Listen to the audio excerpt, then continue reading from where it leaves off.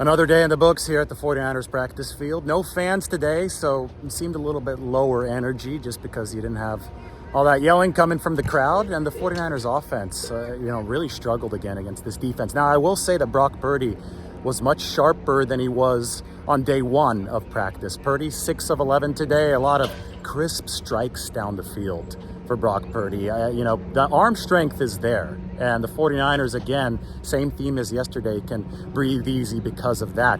Trey Lance, though, today was not impressive. He was downright bad today. 1 of 4, and he missed 2 gimmies.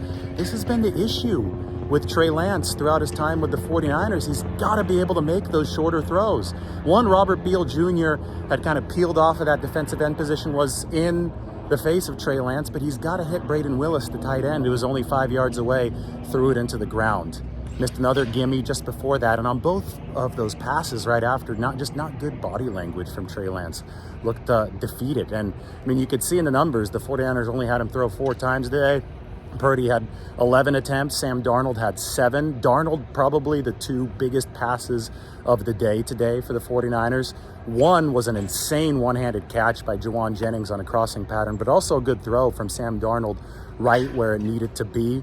And he also threw a nice seam route to Elijah Mitchell, who's quietly been having a nice camp. Mitchell's a nice back when he's healthy. But I think in the big picture, this is a really, really good 49ers defense.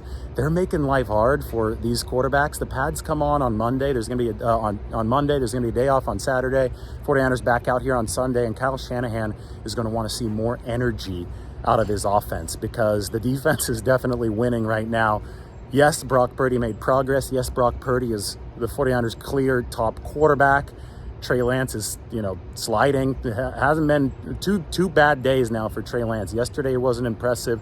It was overshadowed by the Brock Purdy return and the fact that Brock Purdy went 3 of 10 and was a little bit rusty. Purdy's knocking off that rust. It looks fairly quickly, and Trey Lance has got to be better in the short game. His one completion, Lance did one thing well, and it was the Tay Martin completion. It was a little bit of a deep out that it was wide open, and Trey hit it in rhythm. It was fine, but he can't just be succeeding on these intermediate routes.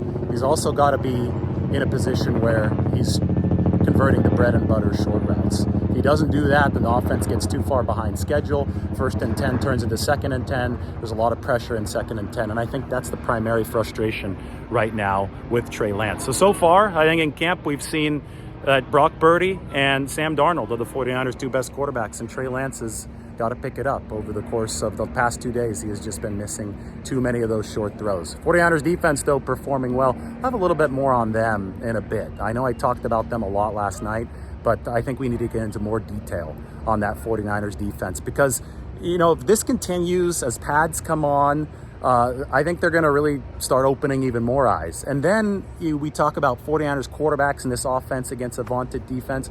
What's going to be really interesting is when this defense goes to Vegas, because we're going to be able to gauge how Jimmy Garoppolo plays against them versus how the 49ers quarterbacks, who are currently generally struggling against this defense, play against the unit. So this training camp is going to be full of, and it already is full of, really, really good storylines. Expect those to continue.